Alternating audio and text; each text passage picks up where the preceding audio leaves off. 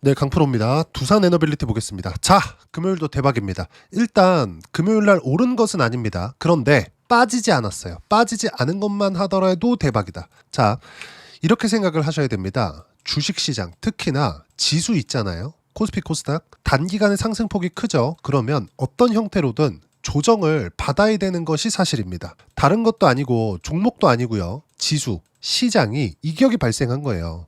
그리고 그 이격이 발생한 폭을 보면 단기간에 상승폭이 많이 나왔습니다. 여기가 정확하게 선거 직전이거든요. 선거가 끝나고 나서 정치적인 불확실성이 해소가 됐고, 그리고 부동산에 대한 수요를 약간 주식시장으로 돌리기 위한 작업을 지속적으로 하고 있고, 코스피 5천에 대한 공약을 지키기 위해서 많이 노력을 하고 있는 것으로 보입니다. 지지를 하는 사람도 있고 안 하는 사람도 있다는 거 저도 알고 있습니다. 그런데 우리는 이것만 보자고요. 일단 대통령이 코스피 5천을 보내겠대. 그리고 불공정을 바로 잡겠대요. 그냥 여기까지만 믿고 주식시장은 긍정적으로 받아들이고 있으니까 이 부분만 보고 우리는 주식시장에서 돈을 어떻게 만들지, 이 부분에 대한 것만 확실하게 이해를 하고 가셨으면 좋겠다는 겁니다. 자, 내용 보세요. 선거 끝나고 나서 거의 한 2,700포인트 정도부터 금요일날 하락 구간이 있었으니까 거의 한 2,934, 10% 이상의 상승세가 단 며칠 만에 나온 거죠. 그러면 단기간의 상승폭도 크고, 여기 보시면 20일 이평과의 이격도도 코스피가, 시장이 거의 한 7에서 8% 정도 나옵니다. 이 정도 되면 어떤 방식으로든 조정을 받아야 되는 것이 맞아요. 근데 우리가 여기서 역으로 한번 생각을 해보자고요. 시장은 조정은 받는데 종목은 조정을 받지 않았다. 근데 그 종목이 시장 주도주였다. 주도주의 기준은 뭐예요? 신고가 종목. 무슨 얘기냐? 시장이 조정을 받을 때도 시장보다 강한 종목이었다는 거죠. 제가 뭐라 그랬습니까? 내리는 종목 사는 거 아니라 그랬죠. 올라가는 부분을 확인하고 매수해도 충분하다. 자, 보세요. 두산 에너빌리티 저는 여기서 매수했고요. 여기서 매수했습니다. 그리고 여기서 매수했고요. 그리고 여기 딱 하락 이후에 확인했을 때 여기서 매수했습니다. 이 구간별로 상황이 다 달라요. 자, 내용 보세요. 이쪽은 신고가를 돌파하는 상황에서 매수 구간을 잡은 겁니다. 그리고 나서 30% 정도 상승이 나왔고, 이격 조정, 시장에 대한 이야기를 드릴 때 이격 조정을 받아야 된다고 이야기를 드렸죠. 이격 조정을 받았습니다. 그리고 22평을 수렴하는 과정에서 미국 시장이 상당히 안 좋은 부분들이 발생을 했고, 그리고 4월 달에서는 미국 시장이 딱 3일 만에 20% 가까운 조정을 보였었기 때문에 어쩔 수 없이 종목군들에 대한 하락군도 나올 수밖에 없었다는 거죠. 그래서 정확하게 저는 4월 10일 날 매수 구간을 다시 잡기 시작을 했고요. 그리고 나서 수직으로 상승. 근데 이때 5월 초에 한국에 연휴 기간이 있었고요. 거의 한 4일 정도 됐었던 걸로 기억을 합니다. 근데 연휴 거의 마지막 날, 아예 마지막 날일 겁니다. 그때 프랑스 EDF에서 꼬장을 부리기 시작을 했고, 저는 분명히 상관없다고 이야기를 드린 결과 5월 7일 날 다시 매수 구간을 잡았어요. 근데 5월 7일 날 저가 보세요. 마이너스 13% 찍히죠. 이때 매수한 게 아닙니다. 올라오는 것을 다 확인하고 나서 27,000원대의 매수 구간을 다시 잡았습니다. 왜 그랬을까요? 확인이 필요하니까. 그리고 주가는 계속 올라가기 시작했고, 이쪽 구간에서 다시 한번 매수 구간을 잡은 결과 지금 100% 이상의 수익 구간을 만들어내고 있다. 제가 이야기를 드리고자 하는 건, 저는 여기 하락할 때, 그리고 여기 하락할 때, 그리고 작년 9월에 하락할 때 16,000원, 17,000원 가격대에서 한 번도 매수한 적이 없다. 하락할 때 매수를 안 했다는 거죠. 비싸게 사더라도 확인하고 매수를 하는 게 좋습니다. 급기야는 금요일 날은 어떤 상황까지 벌어진 겁니까? 전쟁이 터졌는데도 불구하고, 그리고 정확하게 나스닥 선물 지수를 제가 보여드리면서 이야기를 드릴게요. 요때입니다. 보세요. 6월 13일 오전 8시 59분입니다. 나스닥이 급락하기 시작하죠. 그렇죠? 그리고 이 급락세는 나스닥이요. 마이너스 2%대까지 하락 구간을 키웠습니다. 24,470포인트가 돼요. 자, 제가 이야기를 드리고자 하는 게 무엇이냐? 주식시장은 선반영합니다. 그리고 선반영하는 과정에서 주도주의 기준은 시장보다 강한 종목이 되는 거고, 시장보다 강한 종목은 조정을 받을 때 시장보다 적게 조정을 받거나 아니면 최소한 시장만큼의 조정을 받는 종목군들을 의미를 하는 거예요. 제가 오늘 드리고자 하는 이야기가 이겁니다. 저도 오늘 하락하는 구간에서 매수를 안 했어요. 왜 안 했을까요? 떨어지니까. 그리고 충분한 수익 구간이 있으니까. 하지만 정확하게 내용 보세요. 어떻게 됐나요? 코스피 빠졌고요. 아까 전에 보여드렸죠. 나스닥 선물이 2%까지 빠지는데도 불구하고 주도주는 계속해서 단단하게 시세를 유지해 갑니다. 저가는 벌어졌어요. 마이너스 5% 정도까지 하락 구간이 발생한 것은 사실입니다. 근데 이때도 제가 요 날일 겁니다. 요 날 6월 10일 날 이따 다 확인시켜 드릴 거예요. 6월 10일 날에는 저가 몇 프로 잡히죠? 마이너스 3.7%. 제가 이때도 하락하는 거 보고 7에서 8% 정도 떨어질 수 있습니다. 이렇게 이야기를 드렸었는데 결과적으로 보면 단 한 주도 팔지 않았다. 오늘 왜 이런 상황이 나오고 그리고 우리가 가장 기본적인 내용에 대해서 이해를 하셨으면 좋겠는 게 전쟁도 좋고 다 좋아요. 근데 우리가 선반영한다는 그 기준에 대해서 이해를 하자고요. 선반영한다는 건 앞으로 좋아지거나 나빠질 부분에 맞춰서 주가가 좋아지면 먼저 올라가고 나빠질 가능성이 있으면 먼저 주가가 빠지는 것을 의미를 합니다. 그러면 누군가 좋아질 만한 상황이 있으면 불특정 다수의 선택으로 인해서 매수세가 지속되고 있기 때문에 주가가 올라가는 거예요. 나빠질 상황이 있으면 그 반대가 되겠죠. 이 구조를 이해하는 것이 가장 중요합니다. 자, 전쟁이 터졌는데도 불구하고 코스닥은 2.6%가 빠졌고 그리고 나스닥 선물은 2% 정도 하락 구간이 발생을 했고 지금 미증시 장중인데 나스닥은 마이너스 0.6에서 0.7%. 뭐 종가까지는 가봐야겠지만 나스닥도 한국 시장에 대한 이야기를 드린 것과 같이 미래 가치를 반영하는 부분은 똑같습니다. 무슨 얘기냐? 이란에서 어떤 뭐 대응을 하지 못할 것이다. 이런 예상에 대한 부분이 아니라 아무리 지정학적인 부분 그리고 중동 불안에 대한 부분이 발생한다고 하더라도 AI 투자를 안 하나요? 그렇죠. 성장에 대한 부분은 늦추지 않는다는 거죠. 이건 어쩔 수가 없는 겁니다. 기업들이 투자를 안 해요? 이거 어쩔 수 없다는 거예요. 그리고 생각해 보세요. 시장이 계속해서 좋지 못했었던 22년도 인플레이션으로 인해서 연준에서 금리를 가파르게 올리는 구간 그리고 양적 긴축이라는 시중의 자금을 끌어당기는 액션을 취했는데도 불구하고 22년도에는 시장이 안 좋았죠. 그런데 23년도 돼서는 어땠나요? 금리는 그때도 그렇고 지금도 그렇고 물론 그때보다 지금이 1% 정도 낮은 기준금리를 유지하고 있기는 합니다만은 절대적으로 4.5%라는 금리는 지금 미국의 경제 규모에 비해서는 그리고 부채 규모에 비해서는 어마어마하게 높은 금리 수준을 유지하고 있는 겁니다. 그러면 긴축에 대한 스탠스를 미국 정부에서는 하고 있는 거예요. 그럼에도 불구하고 23년도에 AI 투자가 계속해서 진행되면서 기업들의 실적이 좋아지기 시작했고 그러면서 고용이 늘어나고 소비가 지속적으로 유지되는 상황들. 그렇죠?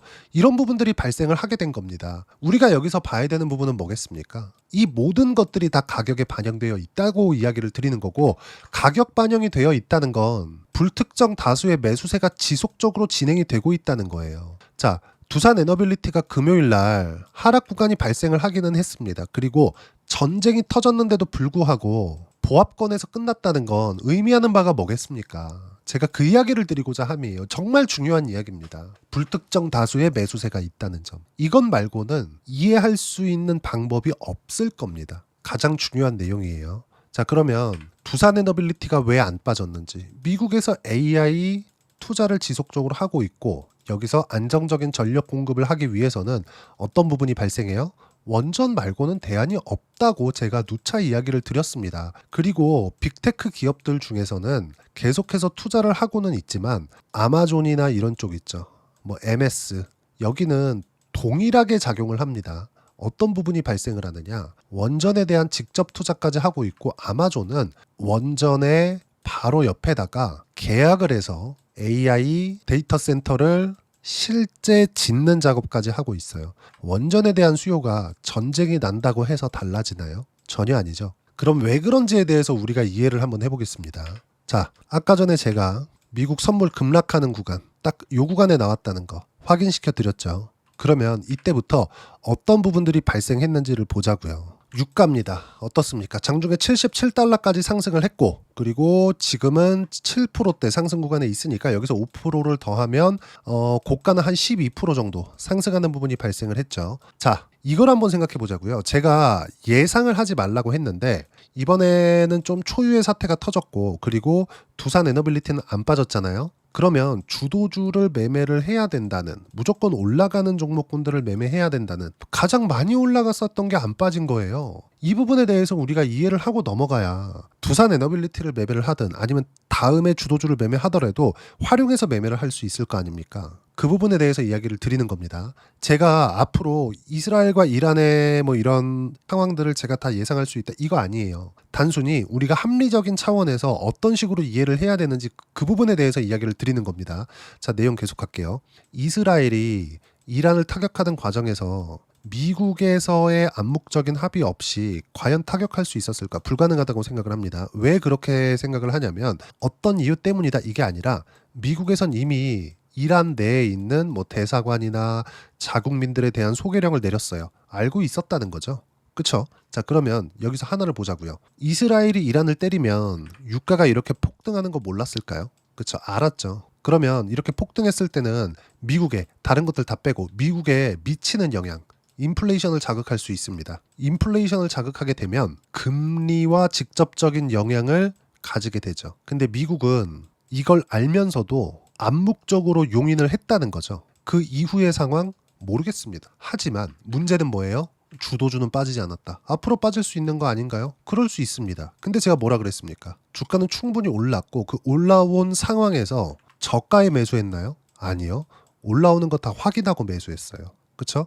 여기 그리고 관세로 인한 폭락 이후 반등을 확인하고 그쵸? 무슨 이야기냐면 예상으로는 모든 걸 다 알 수 없다는 이야기입니다. 예상으로 인해서 모든 걸 다 알 수 있으면 그걸로 인해서 돈을 벌어야지. 분석가들이 또는 학자들이 또는 교수들이 그쵸? 돈을 더 많이 벌어야죠. 근데 그렇지 않잖아요. 주식시장을 알고 어떻게 투자를 해야 되는지 알고 가격 확인이 끝난 종목에서 시세가 계속해서 나오고 있잖아요. 이 부분에 대해서 이야기를 드리는 겁니다. 정말 충격적인 상황이 오늘은 벌어진 겁니다. 전쟁에 대한 부분 충격적이죠. 근데 그것보다 더 충격적인 게 두산 에너빌리티가 빠지지 않았다는 점이에요. 한 가지는 분명합니다. 미국에서 이란 대사관이나 이란에 있는 미국 자국민들에 대한 소개령을 내렸다는 점. 그러면 알고 있었다는 합리적인 의심이 가능하죠. 그렇죠? 그리고 이스라엘은 이란을 타격하는 데 있어서 미국제 무기를 사용했다고요. 그러면 이스라엘이 미국을 패싱하고 할 수 있었을까? 이것조차도 아니잖아요. 근데 이 모든 것들은 다 예상일 뿐이고 이걸 주가에 접목시켜서 매매를 했을 때는 가장 강한 거 주도주들. 자, 보세요. 시장 지도를 보면 오늘 코스피의 하락 구간입니다. 어때요? 코스피 200을 딱 찍었는데 어때요?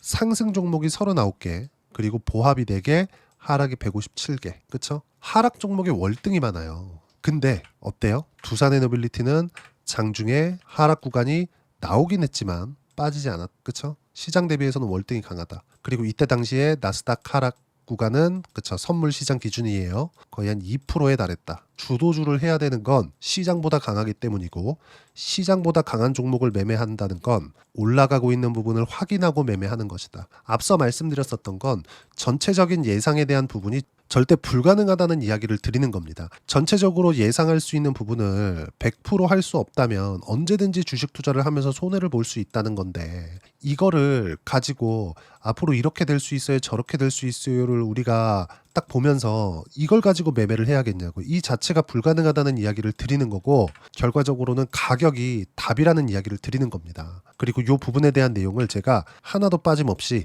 실시간 내용으로 소통방에서 무료로 공유를 해드리고 있습니다. 자, 내용 보시면 6월 13일이죠. 어떻습니까? 9시 26분. 아까 전에 보여드렸죠. 8시 59분에 나스닥 선물이 급락한 거. 저 왜 그러나 했어요. 왜 그러나 해가지고 찾아보니까 공습을 했더라고요. 그 내용. 근데 이때 당시에는 어떤 부분들이 있었느냐. 미확인.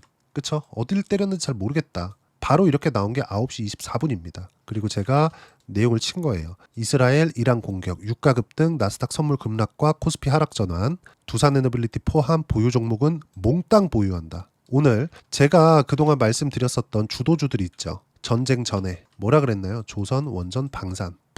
오늘 한화 시스템도 올랐습니다. 그리고 원전 뭐예요? 두산에너빌리티 안 빠졌어요. 그리고 제가 두산에너빌리티를 매매하면서 앞으로 원전에 대한 포트폴리오를 구성해야 된다 그랬죠? 그러면서 제가 현대건설을 이야기를 했는데 현대건설은 오늘 빠졌습니다. 다음 주에 현대건설은 매수 기회가 올 겁니다. 그리고 그 내용까지도 소통방에서 무료로 공유를 해드릴 겁니다. 자, 그리고 장 마감하고 나서는 제가 보유 종목에 대한 체크를 했는데 보세요. 초기 매수 물량은 이미 130%대 수익 구간을 만들어냈다. 이스라엘 전쟁에도 보합권 마감, 타점 공유할 때까지 절대 매도 금지, 몽땅 보유해라. 하나 시스템, 이따 제가 제 계좌를 열어서 다 확인시켜 드릴 겁니다. 방산, 전쟁 났으니 당연히 올라간다. 방산 쪽 당연히 올라가죠. 타점 공유할 때까지 매도 금지, 몽땅 보유해라. 한국조선해양, 한국조선해양도 오늘 올랐습니다. 시장이 안 좋고 전쟁이 났는데도 불구하고 왜 그렇게 됐을까요? 이미 가격 반영, 신고가 구간에 있었기 때문에. 근데 이 종목이 뭐였습니까? 보통 중동 불안이 좀 이렇게 되면 호르무즈 해협이나 이런 내용들 때문에 운임이 대폭 상승을 합니다. 그래서 해운사들의 주가가 단기간에 상승하는 것들이 나오는 것이 맞아요. 작은 종목군들, 뭐 흥하해운이나 이런 종목군들로 가면 급등세를 보였습니다. 근데 그것보다 우리가 많은 돈을 넣고 수익 금액을 높이기 위해서는 대형주 쪽으로 가야 되는 게 맞아요. 그럼 그 대형주를 하는 과정에서 어떤 종목을 해야 되는지가 나오는 겁니다. 그렇죠? 그래서 제가 그동안 이야기를 드렸었던 조선, 원전, 방산, 바이오, 반도체 이 안에서 매매를 했을 때 전쟁도 이겨낼 수 있다. 그렇죠? 지정학적 위험은 원래 단기적인 이슈로 끝이 납니다.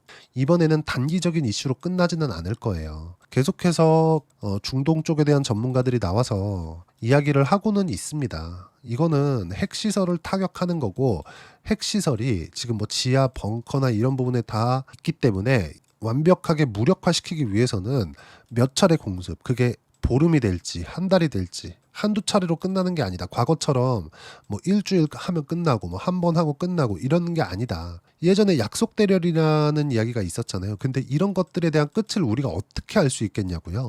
단지 우리는 이런 상황이 오더라도 버틸 수 있는 종목이 어디 있는지를 이야기를 드리는 겁니다. 그게 가장 많이 올라간 종목이라고요. 그 중에 하나가 두산 에너빌리티고 저는 계속해서 주도 섹터에 대한 부분을 이야기를 드려왔다고요. 6월 13일 전쟁이 났었던 오늘뿐만 아니라 쭉 올려서 보더라도 6월 10일 날에도 그쵸? 주도 섹터 어때요? 원전, 방산, 바이오, 조선, 반도 이 안에 있다. 그리고 이 모든 내용들은 무료로 소통방에서 공유를 하고 있으니까 구독과 좋아요 눌러주시고 댓글 하나씩 달아주시면 무료 입장 가능하고요. 입장 링크는 여기 010-8713-1916으로 구독이라고 문자 보내주시면 소통방 입장 링크 순차적으로 공유를 해드리도록 하겠습니다. 자, 그러면 소통방에서 진행하는 내용을 똑같이 따라 했을 때 아까 전에 제가 계좌 오픈한다 그랬죠? 그 내용 한번 보면 어때요? 조회를 눌러가면서 보여드릴게요. 두산에너빌리티 고가에서 단 한 주도 팔지 않았습니다. 무서웠으면 팔았겠죠. 그렇죠? 그리고 제가 요때 요날입니다. 빠졌을 때 이때도 보면 6월 10일이에요. 어때요? 47,300원 0.4% 하락했을 때입니다. 오후 1시에 이격이 벌어진 상태라 4에서 5% 이상 조정받을 수 있다. 이번 조정은 버텨야 된다. 타점 공유할 때까지 절대 매도 금지, 몽땅 보유하면 된다. 근데 결과적으로 어때요? 6월 10일 이후에 더 크게 상승을 했죠. 56,000원 거의 한 20% 정도의 추가 상승이 나왔습니다. 그리고 나서 제가 뭐라 그랬습니까? 현대건설 매수대기 원전 섹터로 보고 매수 예정. 왜 그럴까요? 시공사니까.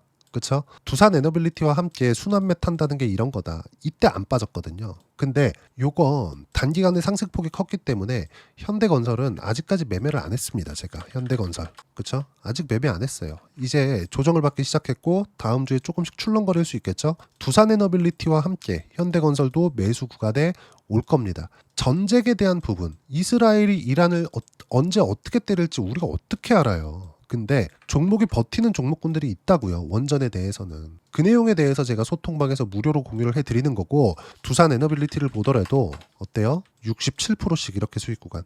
자, 제가 초기에 매수한 물량은 이미 130%의 수익 구간을 넘어섰습니다. 그 물량도 아직까지 보유하고 있어요. 이 모든 내용들을 소통방에서 무료로 공유를 해드리고 있으니까 구독과 좋아요 눌러주시고 댓글 하나씩 달아주시면 무료 입장 가능하고요. 입장 링크는 여기 010-8713-1916으로 구독이라고 문자 보내주시면 소통방 입장 링크 순차적으로 공유를 해드리도록 하겠습니다. 자, 그러면 이렇게 60%대씩 수익 구간을 만들어내기 위해서 우리가 가격을 잡아야 되는데 그 가격을 잡기 위해서 우리가 어떤 부분을 이해해야 되는지 이론적인 부분은 여기 두산 에너빌리티의 단기 보유 전략. 단기는 2주입니다. 2주 동안 내가 어떻게 수익 구간 만들 수 있을 것인지 그 부분이고 그러기 위해서는 가격에 대한 부분 중요하고요.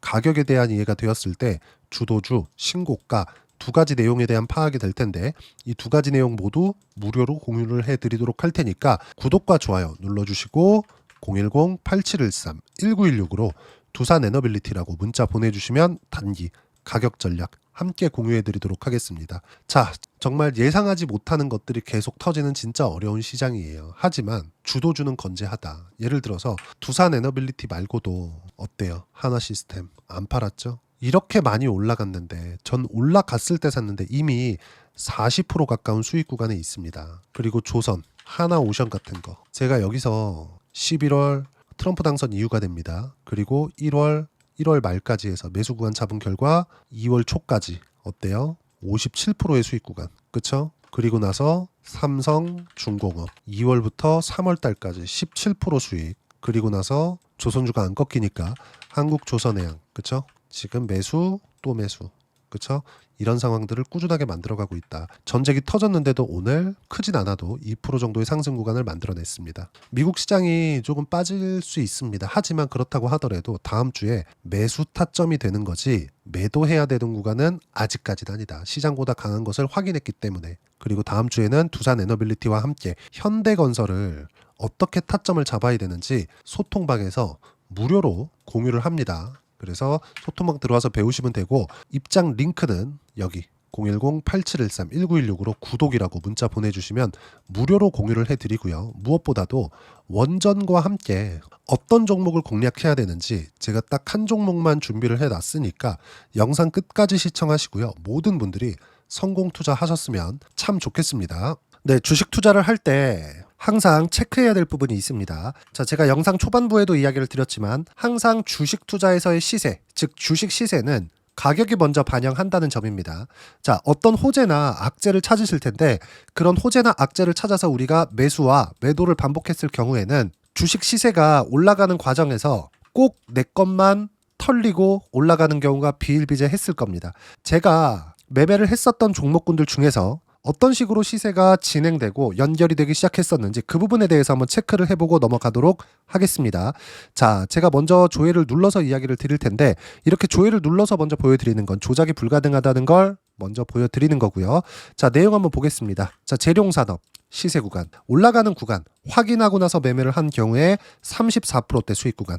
자, 다음 종목 한번 보겠습니다. 한화오션 신고가 이후에 다시 상승하는 구간 그리고 수익 구간은 57%까지 늘어나는 부분이 있습니다. 공통점이 있다는 겁니다. 먼저 돌려보면서 이야기를 드리도록 할게요. ABL 바이오. 자, 이것조차도 마찬가지죠. 시세 이후에 다시 큰 폭의 급등 구간 그리고 76%까지 시세 구간이 발생했다는 점. 어떤 종목이든 가격대가 올라가는 부분이 먼저 나왔다는 게 핵심 포인트예요.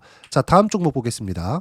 자, 자람 테크놀로지입니다. 어떻습니까? 이것조차도 마찬가지죠. 74.8%의 수익 구간을 냈는데 단 3일 걸렸습니다. 시세가 나왔었던 구간은 동일하게 신고가 이후에 발생했다는 점. 그리고 마지막으로 두산 에너빌리티. 두산 에너빌리티도 계속해서 상승 구간을 만들어가고 있지만 당연히 신고가 이후에 시세가 나오고 있다는 점. 호재나 악재 때문에 이 내용으로 인해서 주가가 올라가는 것은 맞지만 어디든 간에 가격이 먼저 반영하는 즉 신고가 구간 이후에 50%, 60%, 70%대 수익 구간이 나올 수 있다는 점. 자, 우리가 세력들도 아닌데 계속해서 시장을 추적 관찰할 수 없겠죠. 가장 효율적으로 볼 수 있는 방법에 대해서 그리고 거기에 맞는 종목을 딱 한 종목만 준비를 해왔습니다. 자, 첫 번째 주도주 공유에 대한 부분인데 수익률 기대치는 15에서 30% 안쪽으로 잡는다. 물론 추가적으로 상승할 수도 있겠지만 허황되게 200% 올라간다, 300% 올라간다. 이렇게 보기 위해서는 우리가 충분한 시간 투자가 필요합니다. 하지만 우리가 정작 조정이 오기 전에 안정적으로 보유할 수 있는 그 시간은 길어봤자 2주 안에 끝내야 되는데 그 안에 나올 수 있는 조정 구간까지 포함해서 나올 수 있는 수익률 기대치는 15에서 30%가 적당하고 시장에 도움이 있었을 때 추가적으로 상승을 하는 겁니다. 자, 그러면 이 세 가지 조건을 만족해야 됩니다. 자, 첫 번째, 직전 3개월 가장 강했었던 업종. 아까 전에 말씀드렸죠? 신고가 구간에 있었던 종목군들이라는 점. 자, 그리고 3개년 연속 순이익, 즉 단기 순이익 전망치가 증가하는 거지 실제 실적이 좋아지면 주가는 이미 높은 위치에 있는 겁니다. 단순히 가격이 올라갔다고 해서 높은 위치에 있다는 게 아닙니다. 무슨 얘기냐? 실적이 올라간 만큼 주가가 그만큼 올라와 있다면 그건 비싼 주식이 되겠죠. 앞으로 나올 수 있는 예상치에 대한 실적보다 주가가 더 낮은 위치에 있어야 돼요. 하지만 가격이 올라가는 건 다른 거다. 그래서 전망치가 증가한 종목을 찾자. 자, 그리고 가장 중요한 점. 올라가려면 돈이 필요하겠죠. 즉 매집봉이 들어와서 가격대를 올리고 외국인이나 기관들, 즉 세력들의 미친 매집 구간을 확인을 해야 된다. 자, 그럼 어떤 종목이냐? 제가 이렇게 준비를 해왔고요. 자, 주도주 공유. 아까 전에 말씀드렸죠. 15에서 30% 2주 안에 낼 수 있는 수익률에 대한 기대치입니다. 자, 그리고 이렇게 준비해온 종목에 대한 부분은 자, 폭등 전에 꾸준하게 매집 구간이 발생했다는 점, 그리고 상승하는 구간에서도 계속해서 거래 대금이 늘어나고 있었다는 점, 그리고 직전 3개월 내 신고가 돌파 종목. 그쵸? 분명히 시장이 어떤 상황이든 간에 주가가 올라가는 상황이 나와야 되고 올라가는 과정 안에서 반드시 거래 대금은 늘어날 수밖에 없습니다. 자, 그리고 지금 현재 시세가 나오기 전 마지막 매수 기회 구간에 있습니다. 여기서 가장 중요한 건 올라가는 구간에서 거래가 늘어난 거 보이죠? 그리고 옆에 제가 세력들의 매수세를 체크한 내용을 보시면 올라가는 구간별로 거래 대금이 늘지만 올라갈 때 외국인과 기관의 매수세가 지속적으로 들어왔다는 점.